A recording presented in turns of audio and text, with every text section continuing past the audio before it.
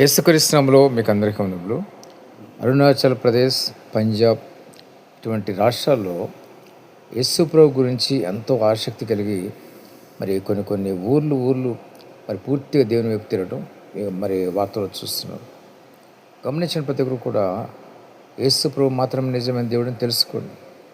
ఒకవేళ ఇప్పటికీ మీరు ఒక అపోహలు ఉంటే కనుక యెహోవా ఉత్తముడని రుచి చూచి తెలుసుకోండి దేవుని వాక్యం సెలవిస్తుంది.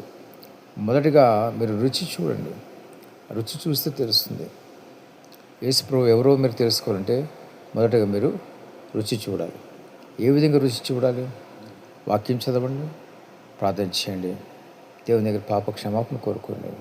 ఆ తర్వాత మీ హృదయంలో నెమ్మది కలుగుతున్నదో మీరే రుచి చూడండి. పశ్చాత్తాపడండి పాప నిమిత్తమే. ఎవరైతే పాపనైతే పశ్చాత్తాపడతారో దేవుడు వాళ్ళని క్షమిస్తాడు, పరిశుద్ధపరుస్తాడు. వాళ్ళ హృదయంలో గొప్ప నెమ్మది, సంతోషం, సమాధానం దొరుకుతుంది. ఎప్పుడైతే హృదయంలో పశ్చాత్తాపంలో దేవుడు క్షమిస్తాడు, క్షమించినప్పుడే మరి మీ హృదయంలో నెమ్మది కలుగుతుంది. అంతేకాదు, ఆ నెమ్మది ఏ వ్యక్తి కూడా తీసివేయలేడు. మీరు ఊహించిన గొప్ప నెమ్మది, సంతోషం మీ హృదయం నుంచి బయట వెళ్తుంది. అది దీన్నే మారు మనసు అంటారు. అంటే నూతనమైన మనసు. నూతనమైన మనసు ఎలా వస్తుందంటే యేసుక్రీస్తుని అంగీకరించి యేసుక్రీస్తు మాత్రం నా పాపాలు క్షమిస్తాడు నమ్మినప్పుడు, మరి దేవుని దగ్గర పాపాలు ఒప్పుకొని విడిచిపెట్టినప్పుడు, పాపాలైతే పశ్చాత్తాప కలిగినప్పుడు మీ హృదయంలో నెమ్మది మొదలవుతుంది. అంతేకాదు దేవుడు మేము పరిశుద్ధపరుస్తాడు, పవిత్రపరుస్తాడు. పాప స్వభావం పోయి తిరిగి ఒక నూతన స్వభావం అంటే దేవునికి ఉండే స్వభావం మీలో వస్తుంది. మీరు ఎంతగా మరి దేవుని గురించి, యేసుక్రీస్తు గురించి ఆసక్తి కలిగి ఉంటే అంతగా మీలో నూతన స్వభావం వస్తూ ఉంటుంది. ప్రతిదినం నెమ్మది, సంతోషం అధికమవుతూ ఉంటుంది. ఇక్కడ ప్రతి ఒక్కరు గమనించండి. ఎవరు కూడా నిర్లక్ష్యం చేయవద్దు.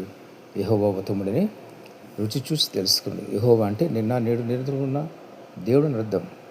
కాబట్టి గమనించిన ప్రతి ఒక్కరు కూడా మరి యేసు ప్రభు మరి మన కొరకు త్యాగం చేసినారు. సిలువ మరణం పొంది ఆయన రక్తాన్ని చిందించినారు.